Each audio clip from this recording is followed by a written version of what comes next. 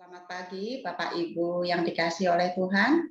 Mari kita mengawali hari ini dengan bersama-sama bersekutu memuji serta memuliakan Tuhan. Mari kita memuji Tuhan dengan puji-pujian, Kaulah harapanku.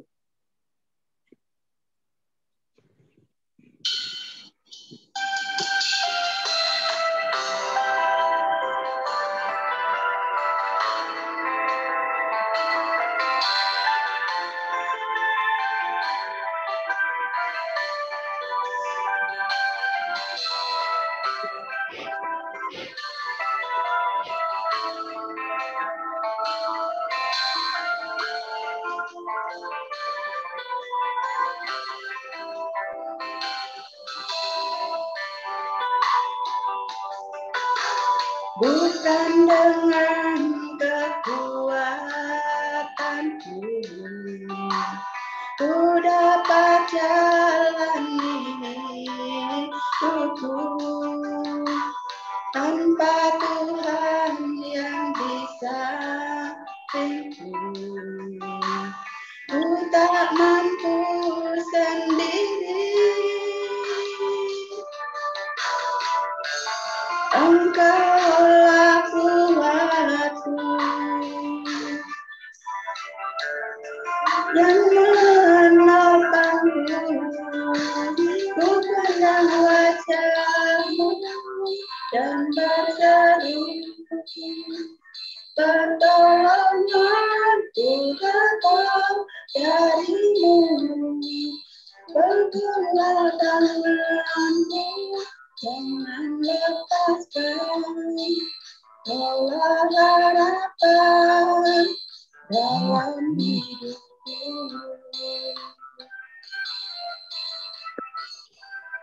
Terima kasih Tuhan, Engkau sudah menuntun kami, membimbing kami di tahun 2022.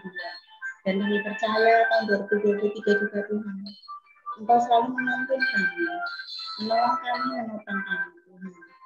Terima kasih Tuhan untuk penyertaan-Mu yang luar biasa di dalam tiap-tiap hari dalam kehidupan kami.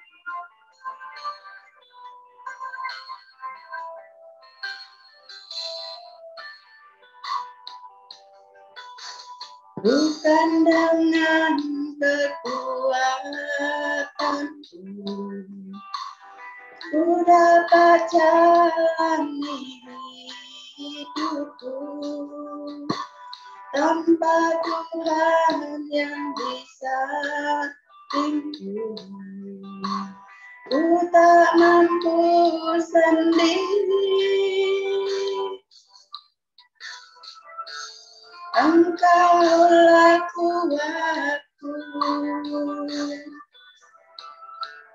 yang menopangku. Ku pandang wajah-Mu dan berseru, pertolonganku datang dari-Mu. Peganglah tanganku, jangan lepaskan, Kaulah harapan dalam hidupku.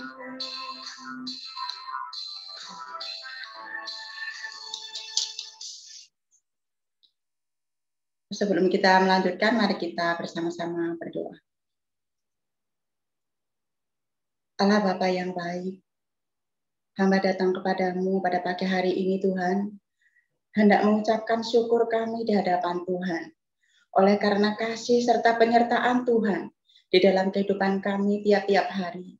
Engkau selalu menyertai kami Tuhan, di dalam suka maupun di dalam duka Tuhan. Engkau tidak pernah meninggalkan kami. Engkau selalu menopang hidup kami. Terima kasih Tuhan Yesus atas kasih setia dan anugerah Tuhan kepada kami semuanya ya Tuhan. Jika pada pagi hari ini Tuhan kami boleh dipertemukan Tuhan di dalam Zoom, di dalam persekutuan doa pada pagi hari ini Tuhan, itu bukan karena kuat gagah kami, namun oleh karena Engkau begitu mengasihi kami Tuhan, sehingga kami boleh diberikan kesempatan Tuhan untuk pada pagi hari ini bersama-sama memuji serta memuliakan Tuhan. Ya Tuhan Yesus, kiranya Engkau akan memberkati internet ya Tuhan yang dipakai, kiranya Tuhan Engkau akan menolong Tuhan sehingga internet ini boleh berjalan dengan lancar, sehingga kebaktian ini tidak akan terhalang oleh apapun. Terima kasih Tuhan Yesus, kami hendak berdoa juga ya Tuhan untuk hamba-Mu, Ibu Dwi nanti yang akan menyampaikan kebenaran dari firman Tuhan. Biarlah kiranya Engkau akan mengurapi Tuhan, kiranya Engkau akan memberkati Ibu Dwi Tuhan, sehingga apapun ya Tuhan yang Engkau persiapkan, yang Engkau berikan kepada Ibu Dwi Tuhan pada pagi hari ini, untuk memberikan kesempatan untuk memberkati kami semua ya Tuhan. Kiranya Engkau akan membuka hati serta pikiran kami untuk mendengarkan firman Tuhan, supaya firman Tuhan boleh menjadi rema dalam kehidupan kami dan boleh terus menuntun hidup kami. Ya Tuhan, kami juga nanti akan berdoa syafaat bersama-sama. Kami percaya Tuhan Engkau juga akan mendengarkan doa-doa syafaat kami, dan Engkau akan menjawab doa-doa kami seturut dengan kehendak Tuhan dan waktu yang Tuhan tentukan. Kami percaya itu yang terbaik buat kami. Terima kasih Tuhan Yesus, kami hendak menyerahkan persekutuan doa pada pagi hari ini dari awal, pertengahan hingga akhirnya hanya di dalam satu nama, Tuhan kami Yesus Kristus. Haleluya. Amin.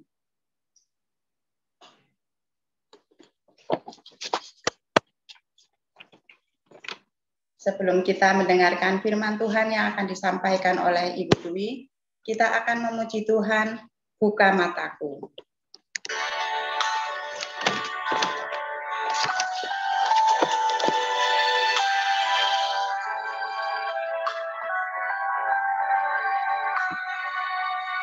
Biarlah hati kita, mata kita boleh tertuju kepada Tuhan dan boleh mendengarkan suara Tuhan yang akan disampaikan oleh hamba Ibu Dwi. Buka mataku, melihat-Mu Yesus, ku ingin dekat-Mu, menyatakan kasih, buka telingaku untuk mendengar-Mu. Oh, buka mataku, melihat-Mu Yesus.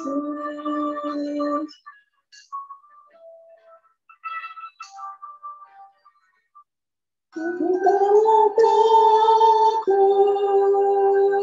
melihat-Mu Yesus. Ku ingin dekat-Mu, menyatakan kasih, buka telingaku untuk mendengar. Oh, buka mataku, melihat-Mu Yesus. Saya persilakan Bu Dwi.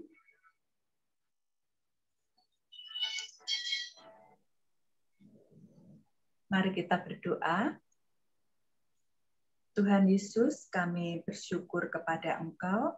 Kami pagi ini beroleh kesempatan bersama-sama untuk memuji nama-Mu. Dan saat ini Tuhan, kami juga akan bersama-sama merenungkan sebagian dari firman-Mu. Tuhan urapi hamba-Mu ini. Tuhan urapi lidah dan bibir hamba.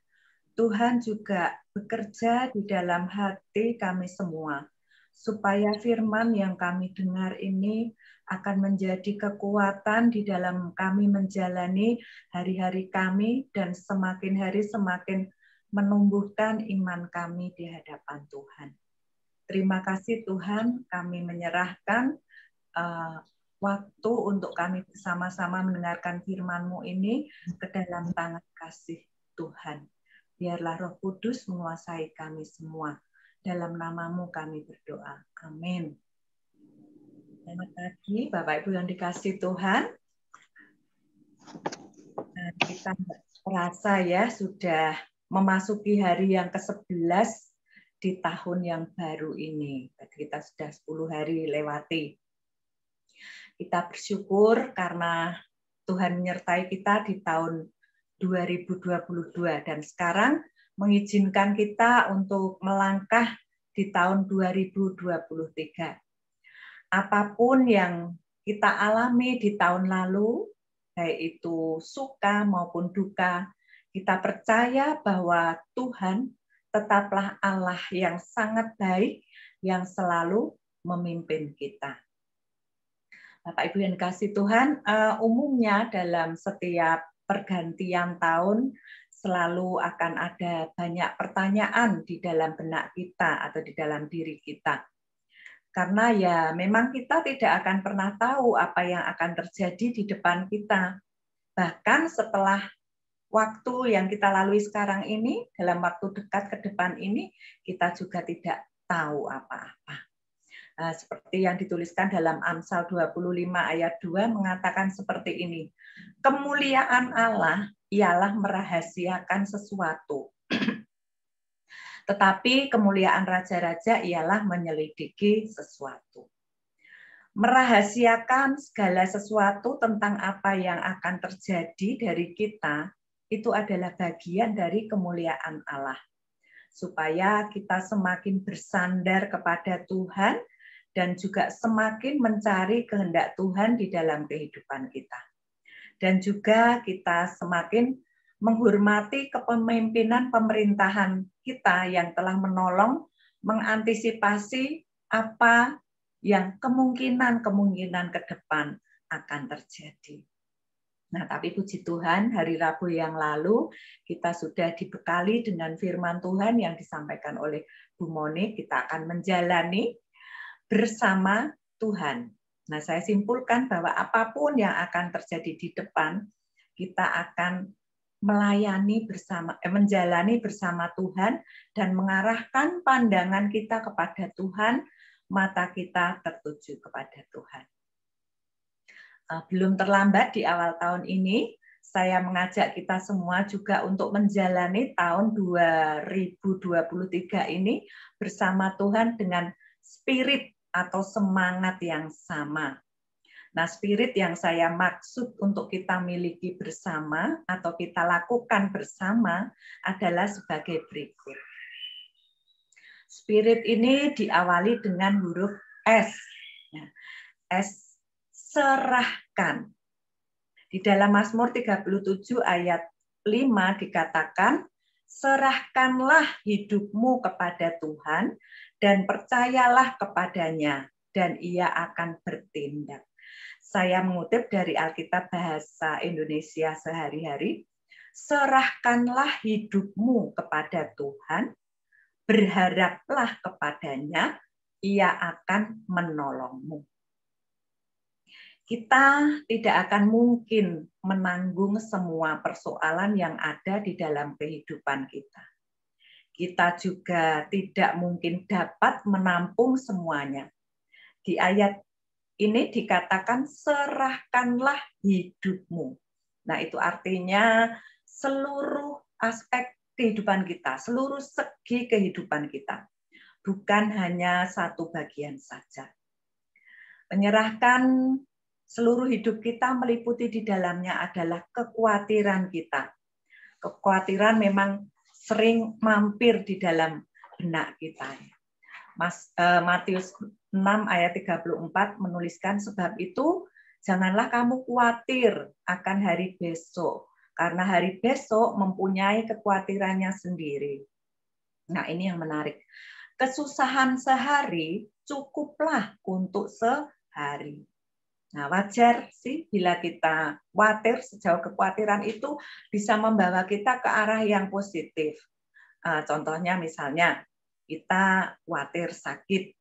Nah, jika kita khawatir sakit, maka kita melakukan sesuatu untuk mencegah dari sakit yang kita khawatirkan itu.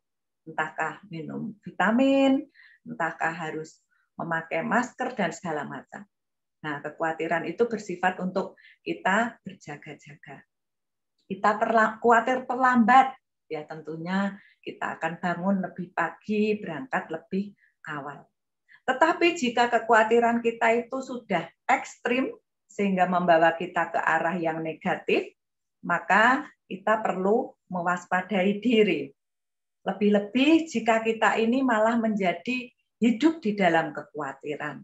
Nah, itu yang harus kita tinggalkan, kita serahkan kepada Tuhan. Kesusahan sehari cukuplah untuk sehari, itu yang dikatakan Tuhan.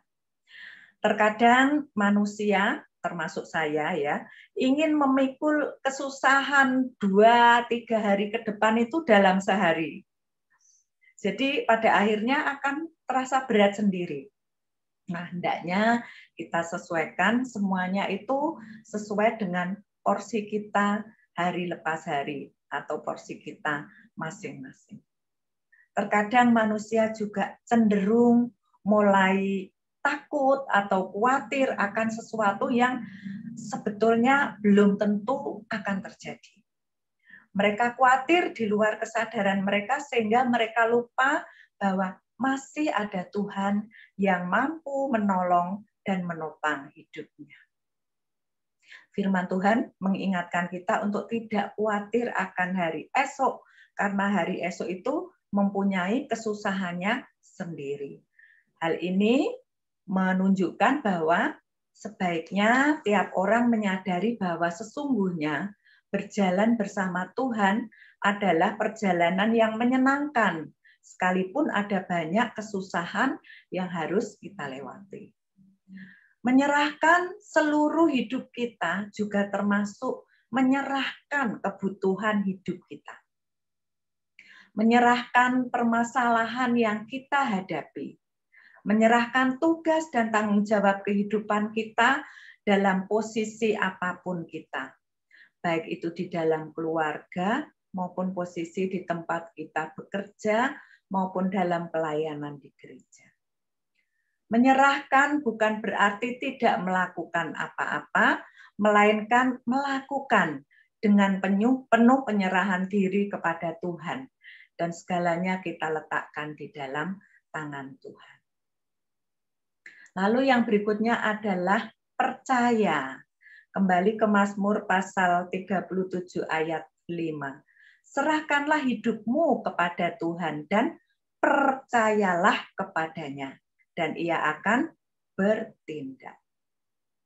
Kesetiaan Allah telah kita alami dari hari ke hari dan dari tahun ke tahun. Tuhan bersama dengan kita, baik di dalam kita sukacita maupun dalam duka cita dan kesusahan yang kita alami. Begitu seringnya Tuhan itu menolong kita, menjawab doa kita, dan memberikan kekuatan yang baru di saat kita mengalami kelemahan.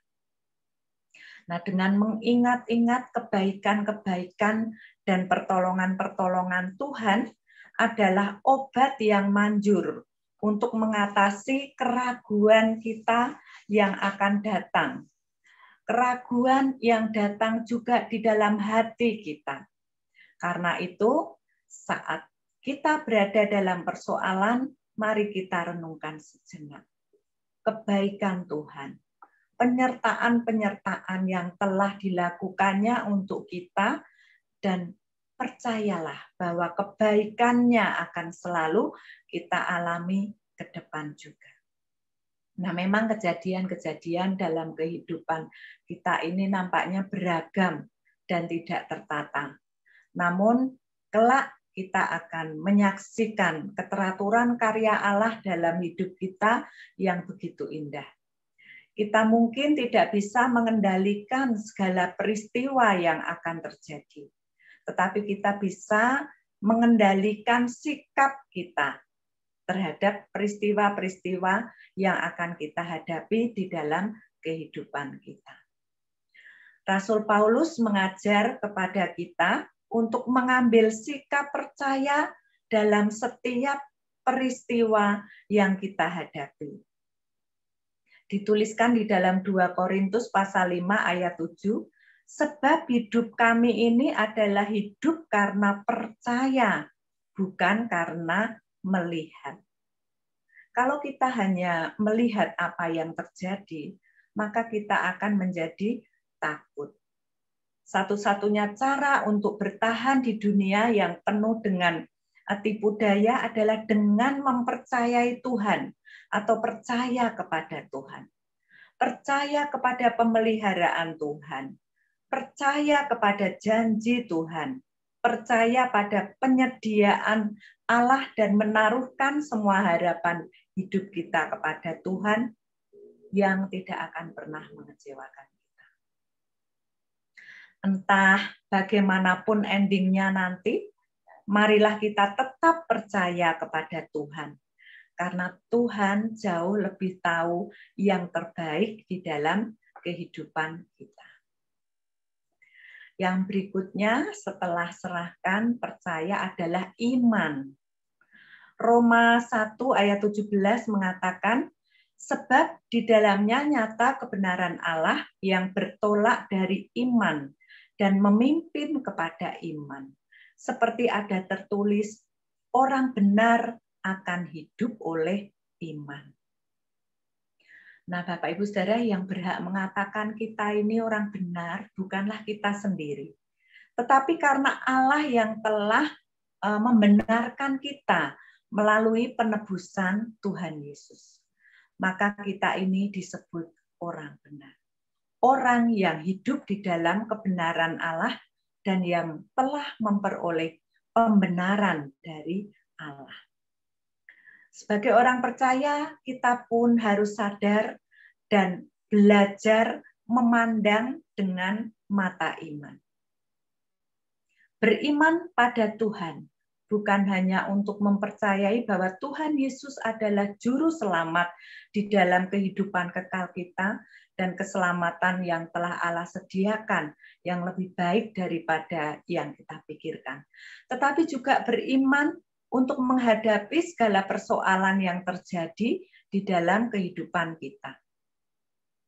Nah, jujur saat kita mengalami permasalahan atau persoalan, apalagi yang kita rasa itu adalah berat, ada kalanya iman kita menjadi mulai lemah.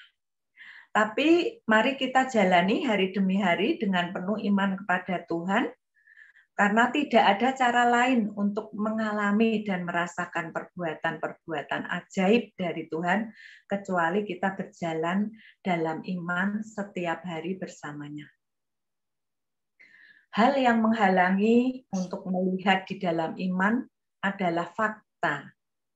Sebab seringkali kenyataan atau fakta yang kita lihat bisa membuat kita menjadi bimbang atau ragu. Kita menjadi terpengaruh dengan keadaan yang terjadi sehingga iman kita mulai goyah. Seperti yang dikisahkan oleh Petrus ketika dia meminta untuk bisa berjalan menemui Tuhan Yesus di atas air, dia tujukan pandangannya kepada Tuhan dan dia mampu berjalan. Berapa langkahnya dia mampu berjalan, tetapi ketika dia merasakan ada tiupan angin, maka dia menjadi takut dan mulai tenggelam. Tapi hal yang penting yang dilakukan oleh Petrus adalah dia berteriak, Tuhan, tolonglah aku. Nah, demikian pula dengan kita. Ketika kita sudah mulai merasa bimbang atau ragu atau takut, kita bisa berteriak, Tuhan, tolonglah aku. Nah, untuk itu, mari kita bersama, kita tetap percaya serta mengarahkan pandangan kita kepada Tuhan saja dan kepada pertolongannya. Nah, penghalang berikutnya adalah ketakutan dan kecemasan. Seringkali ketakutan dan kecemasan membuat kita sulit untuk dapat memandang dengan iman. Tapi untuk menguatkan iman, kita perlu untuk selalu membaca firman Tuhan. Supaya iman kita semakin bertumbuh di dalam hati kita dan di dalam hidup kita. Di dalam Roma 10 ayat 17 mengatakan, iman timbul dari pendengaran, dan pendengaran oleh firman Kristus. Nah, dengan membaca dan merenungkan, serta mengingat firman Tuhan, dan mengingat semua yang dituliskan di dalam firman-Nya, maka kita akan semakin dikuatkan. Dengan beriman, mengingat pada Tuhan, maka kita juga akan mengatur cara hidup kita sebagai cara hidup orang yang beriman.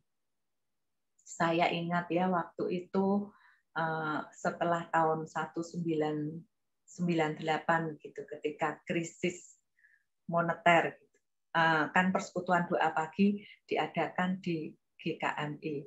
Pengharapan waktu itu masih satu ruko di tempat ini di Kelapa Gading. Dolar itu naiknya, melonjaknya sangat tinggi gitu ya. Dari 2.000 menjadi berapa ribu gitu ya. Waktu itu selesai persekutuan doa pagi, ibu-ibu, bapak-bapak gitu ya pada ngobrol. Dolar naiknya, ya seperti itu. Lalu dalam banyak percakapan itu ditutup oleh satu kalimat yang menarik sekali untuk diingat gitu, yang disampaikan oleh Ibu Ana. Ibu Ana kan kalau berbicara kuat gitu ya, lantang. Bilang seperti ini, biarlah dolar itu naik, mau naik setinggi apapun nggak apa-apa, yang penting berkat Tuhan turun gitu ya. Jadi kita semua tertawa mendengar kata-kata itu, tetapi itu adalah kata-kata yang sungguh-sungguh menguatkan. Lalu Ibu Esther Parwadi bilang gini, iya ya Bu, wong aku juga kalau belanja di pasar nggak pakai dolar, beli bayam sama kangkung pakai rupiah, seperti itu ya. Nah, itu adalah satu contoh sikap-sikap yang menyatakan bahwa kita ini percaya dan beriman kepada pemeliharaan Tuhan dan pengaturan Tuhan dalam setiap kondisi yang kita hadapi. Toh nyatanya juga sampai dengan saat ini kita masih dipelihara oleh Tuhan dan kita akan selalu dipelihara oleh Tuhan. Yang berikutnya adalah rajin. Roma 12 ayat 11 mengatakan, janganlah hendaknya kerajinanmu kendor. Biarlah rohmu menyala-nyala dan layanilah Tuhan. Saya kutip dalam bahasa Indonesia sehari-hari. Bekerjalah dengan rajin, jangan malas. Bekerjalah untuk Tuhan dengan semangat dari Roh Allah. Menurut Kamus Bahasa Indonesia, Kamus Besar Bahasa Indonesia, rajin artinya adalah suka belajar, bekerja, atau belajar atau melakukan apapun. Getol, ulet, sungguh-sungguh, selalu berusaha giat. Nah, itu artinya rajin. Nah, tapi seiring dengan rajin adalah tekun dan bertanggung jawab pada apa yang dipercayakan Tuhan kepada kita. Ayat ini mengingatkan kita agar kita tetap memiliki semangat untuk melayani Tuhan dan juga melayani sesama, serta semangat dan antusias dalam bekerja atau melakukan apapun yang dipercayakan oleh Tuhan kepada kita untuk kita kerjakan. Pengkhotbah 9 ayat 10 mengatakan seperti ini. Segala sesuatu yang dijumpai tanganmu untuk dikerjakan, kerjakanlah itu sekuat tenaga. Karena tidak ada pekerjaan, pertimbangan, pengetahuan, dan hikmat dalam dunia orang mati, kemana engkau akan pergi. Jadi selagi masih ada kesempatan, tidak menyia-nyiakan kesempatan tersebut. Tidak membiarkan tangan kita untuk bersantai, atau tidak membiarkan badan kita untuk mager, malas-malas gitu ya. Tapi kita juga perlu hati-hati. Jika kita sudah mulai merasa ada kemalasan dan ada kesuaman, baik itu di dalam pekerjaan kita maupun di dalam pelayanan kita juga perlu untuk kembali harus dicas bersama dengan Tuhan.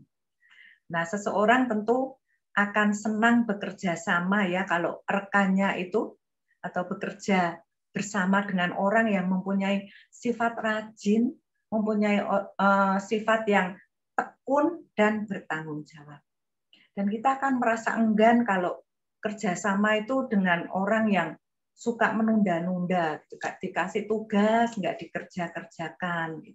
Apalagi kerjasama dengan orang yang mut-mutan. Kalau lagi rajin ya semangat, kalau lagi malas ya nunggu-nunggu gitu. Jadi kita rasanya nggak sabar gitu ya. Kemalasan adalah penundaan waktu dan pemborosan waktu yang diberikan atau dipercayakan Tuhan kepada kita.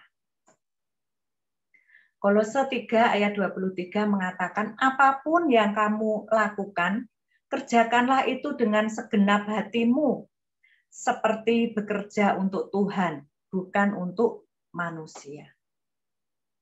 Kita yang sudah mengenal Tuhan Yesus, kita bekerja bagi Kristus. Kristuslah Tuhan kita. Kita melayani Dia dalam profesi dan posisi kita masing-masing. Kristuslah yang telah memiliki hidup kita, karena Dia telah membayar lunas harganya melalui kematiannya di kayu salib menebus kita. Karena itu hidup kita adalah milik-Nya, yang kita lakukan atau kita kerjakan sepenuhnya adalah untuk Dia. Hendaknya kerajinan kita, baik dalam bekerja maupun dalam melayani Tuhan, tidak menjadi kendor karena terpengaruh oleh situasi dan kondisi. Tetapi mari kita melakukan dengan antusias dan dengan semangat di hadapan Tuhan. Selalu berusaha semaksimal mungkin untuk memberikan hasil yang berkualitas. Bahkan termasuk jika lingkungan kerja kita tidak kondusif sekalipun. Kita berusaha untuk menjadi yang terbaik di lingkungan kita, di mana kita ditempatkan. Kita berusaha untuk menjadi emas di antara tumpukan batu-batu. Nah, karena demikianlah kita akan menjadi bersinar dan berbeda sebagai murid Kristus. Keteladanan adalah kesaksian yang bisa diperhatikan oleh orang lain dan diperhatikan oleh lingkungan kita. Nah, tapi saya yakin semua yang ada di sini adalah orang-orang yang sangat rajin dalam kehidupan dan pekerjaan kita sehari-hari. Tapi mari kita tetap tingkatkan kerajinan kita. Yang berikutnya adalah intim, menjalin kedekatan dengan Tuhan. Yohanes 15 ayat 4, tinggallah di dalam aku dan aku di dalam kamu. Sama seperti ranting tidak dapat berbuah dari dirinya sendiri kalau ia tidak tinggal pada pokok anggur. Demikian juga kamu tidak berbuah jika kamu tidak tinggal di dalam aku. Saya melihatnya dari bahasa Indonesia sehari-hari di ayat Yohanes 15 ayat 4 ini, tetaplah bersatu dengan aku, dan aku pun akan tetap bersatu dengan kalian. Cabang sendiri tidak dapat berbuah kecuali ia tetap pada pohonnya. Demikian juga kalian hanya dapat berbuah kalau tetap bersatu dengan aku. Memiliki hubungan yang intim atau yang dekat dengan Tuhan adalah dasar dari kehidupan seorang Kristen. Jadi kekristenan tidak terlepas dari hubungan kedekatan kita dengan Tuhan. Sebab kita tahu sejak awal penciptaan, Tuhan itu ingin sekali berhubungan dekat dengan ciptaannya untuk menjadi objek dari kasih dan perhatian. Bergaul intim dengan Allah menggambarkan suatu aktivitas dan hubungan yang dinamis. Ada sebuah interaksi yang cukup intens, terus-menerus, sehingga membentuk hubungan yang positif. Bila keakraban kita dengan Tuhan terjalin dengan baik dan hangat, maka kita pun akan memahami maksud-maksud Tuhan dalam kehidupan kita. Jika kita mengalami persoalan kehidupan ini, maka kita akan tahu persis bahwa Allah tidak akan pernah meninggalkan kita. Begitu pula saat kita berada dalam sukacita dan bahagia yang memenuhi hati kita atau hidup kita, kita tahu bahwa semua itu hanyalah karena kasih karunia Allah. Yohanes 15 ayat 5 mengatakan, di luar aku kamu tidak dapat berbuat apa-apa. Pada suatu hari Minggu, ketika saya sudah mau mulai bertugas di ibadah umum, ya pada waktu itu sekolah minggu dibagi 3 kelas dan masing-masing kelas itu ada komputernya untuk mengajar. Di komputer setiap hari Sabtu saya akan cek gitu ya, supaya memastikan apakah komputer itu bisa beroperasi dengan baik atau tidak. Nah, minggu itu saya dipanggil oleh salah satu anak sekolah minggu, bilang begini, Kak Dwi, komputernya yang ruang tengah tidak bisa nyala. Hah? Tidak bisa nyala? Bukannya hari Sabtu kemarin saya cek begitu ya. Ya, waktu itu yang ngajar tuh Kak Yo gitu ya. Terus saya turun. Saya juga bingung, aduh kenapa nggak bisa nyala? Saya pencet-pencet tombolnya, kok nggak mau nyala gitu ya. Terus, kenapa ini Kak Yo? Saya bilang itu, nggak tahu Mbak, ini nggak bisa nyala. Lalu saya periksa gitu. Ternyata kabel yang seharusnya dicolokkan ke dalam ke listrik itu, kabel sambung itu, bukannya dicolokkan ke listrik, malah dicolokkan ke bunderannya itu sendiri. Jadi dia nyolok ke tempatnya. Itu sedangkan kabel power yang di komputer itu saya cari-cari itu menjuntai gitu. Jadi nggak tertancap di kabel sambung dan kabel sambung tidak tertancap di listrik. Saya bilang, lah misterinya sudah ketemu. Sampai saya itu keringatan karena sudah mau mulai. Kak Yo, orang ini kan kabel harusnya dicolokin ke tembok, malah dicolokin ke tempatnya sendiri ya. Saya dudal-dudul ya nggak nyala-nyala. Nah, Bapak Ibu, kita harus selalu terkoneksi dengan Tuhan. Seperti kabel listrik yang seharusnya kita tancapkan ke arus listrik yang akan mengalir ke tempat elektronik di mana kita akan pergunakan. Nah, bisa menyala dengan baik. Kalau kita terkoneksi dengan Tuhan, maka kita juga akan memancarkan energi-energi Tuhan yang bisa dirasakan oleh sesama kita. Kita harus terkoneksi dengan Tuhan agar kita dapat mengerti apa yang dikehendaki oleh Tuhan untuk kita lakukan. Hidup intim dengan Tuhan adalah hidup dengan kasih yang mula-mula. Mengasihi Tuhan dengan segenap hati, dengan segenap jiwa, dan dengan segenap akal budi kita. Apakah kasih yang mula-mula itu masih ada di dalam diri kita? Keintiman dengan Tuhan berbicara soal hati kita dengan Tuhan. Tuhan melihat hati kita, bukan hanya tindakan kita. Kehidupan bisa saja sulit, dan bisa jadi kita amat sibuk oleh karena bermacam-macam hal yang harus kita atasi, yang harus kita lakukan. Tetapi mari kita kembangkan kebiasaan untuk bersekutu dengan Tuhan, untuk selalu terkoneksi dengan Tuhan. Sebab Tuhanlah sumber hidup kita. Tuhanlah roti hidup kita, air hidup kita, dan terang hidup kita, serta yang lain-lain. Tanpa Tuhan, kita tidak bisa berbuat apa-apa. Buah-buah dari kedekatan kita dengan Tuhan akan nampak dan dapat dirasakan oleh orang-orang yang ada di sekitar kita. Memelihara waktu doa menjadi bagian membangun keakraban kita dengan Allah. Nah, tadi sudah serahkan, percaya, iman, rajin, intim. Yang terakhir adalah taat. 1 Petrus 1 ayat 14 mengatakan, hiduplah sebagai anak-anak yang taat. Dan jangan turuti hawa nafsu yang menguasai kamu pada waktu kebodohan. Di ayat ini ada 2 hal.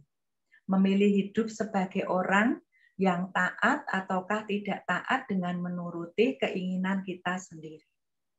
Ayat ini mendorong setiap orang percaya untuk menjadi anak-anak yang anak-anak Allah yang taat, disertai dengan larangan untuk menuruti hawa nafsu seperti yang dahulu kita lakukan sebelum mengenal Allah.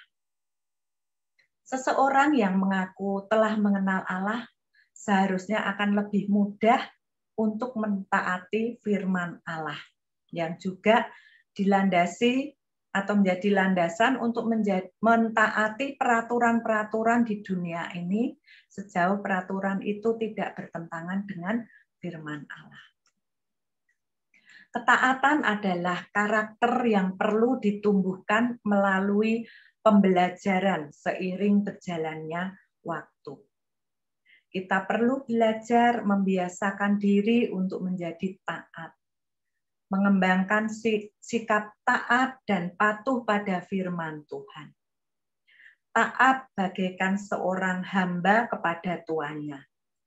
Taat dan patuh pada Tuhan.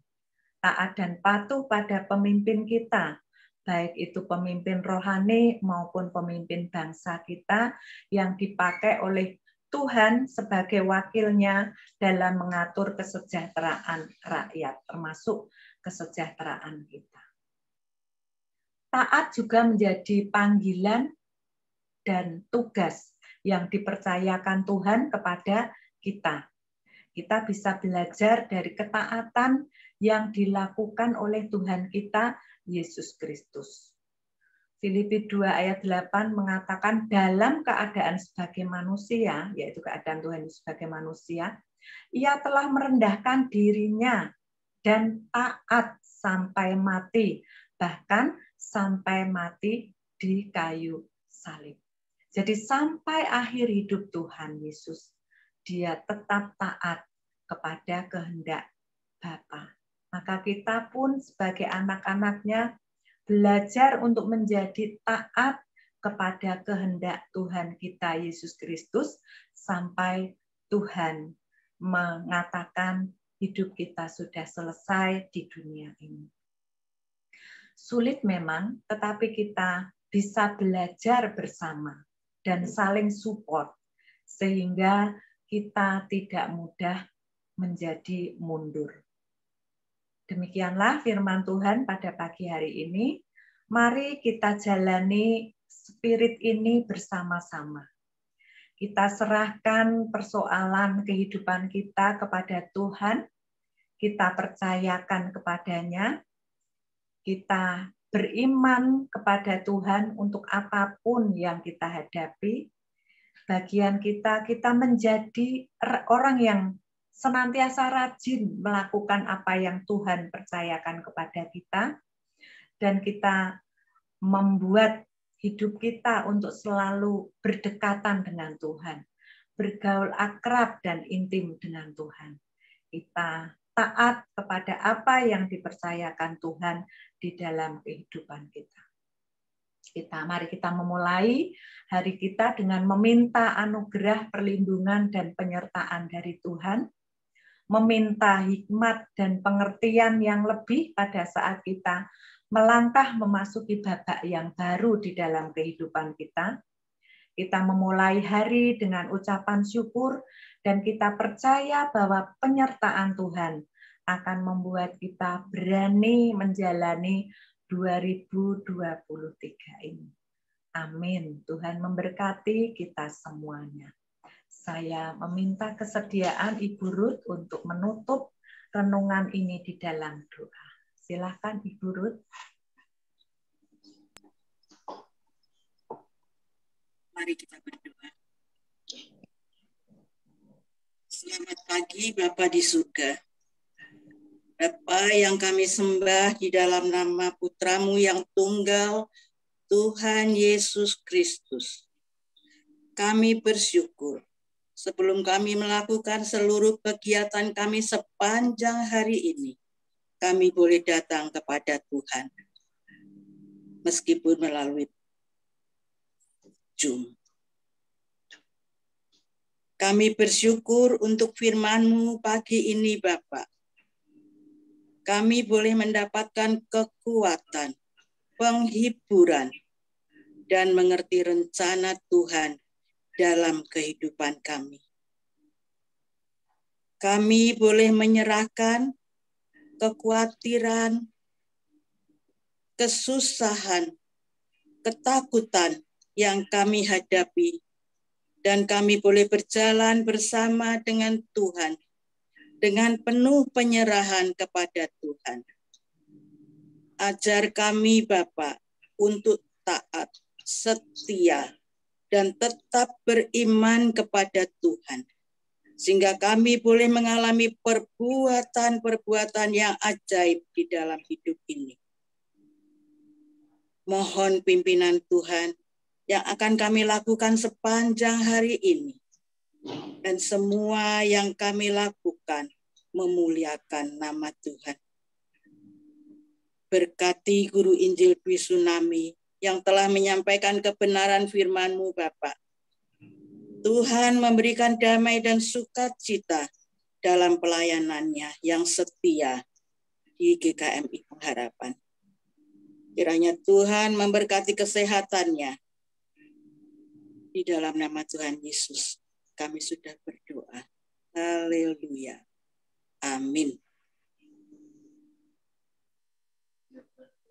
Terima kasih Bu Teddy untuk doa setelah firman Tuhan.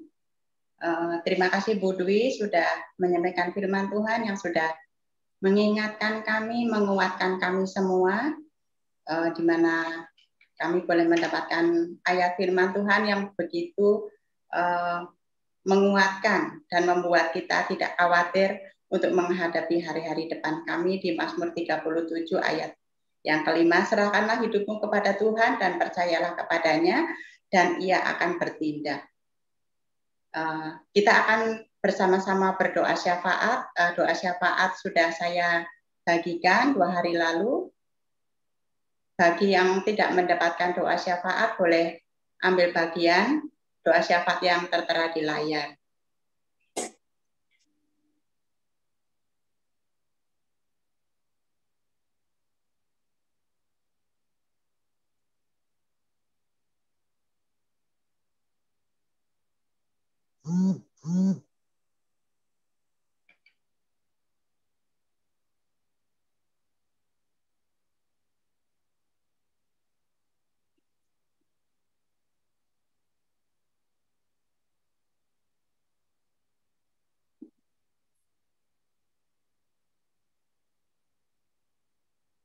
Ya. Sebelum kita berdoa, kita akan memuji Tuhan kembali. Allah kuasa melakukan segala perkara. Kita terus beriman di tahun 2023, Tuhan pasti menyertai langkah hidup kita. Karena kita mempunyai Allah yang maha kuasa, Allah yang mampu melakukan segala perkara di dalam setiap kehidupan kita. Seperti puji-pujiannya akan kami naikkan bersama-sama. Allah kuasa melakukan segala perkara.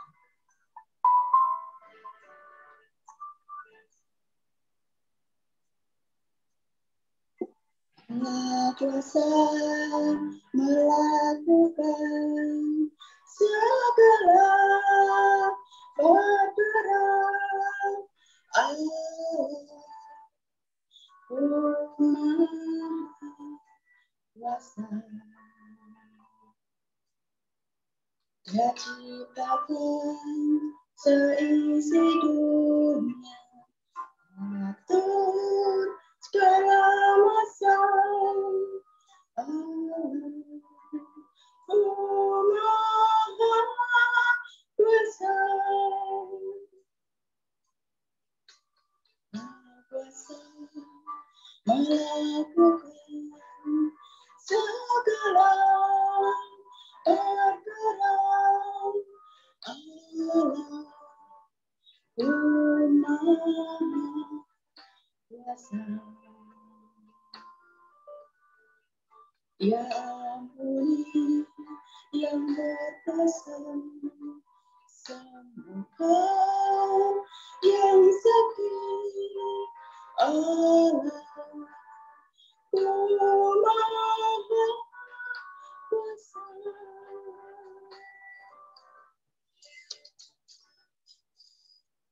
Kita akan berdoa syafaat, nanti Bapak Edi akan menutup doa berkat. Mari kita bersama-sama berdoa. Tuhan, kami pagi hari ini berdoa untuk seluruh jemaat GKI Pengharapan dimanapun kami berada. Berkati kami, apapun yang kami lakukan, semuanya menyenangkan dan memuliakan nama Tuhan. Di dalam nama Tuhan Yesus Kristus, Allah kami yang hidup, kami berdoa. Amin. Kita pujikan Bapa, terima kasih. Bapa di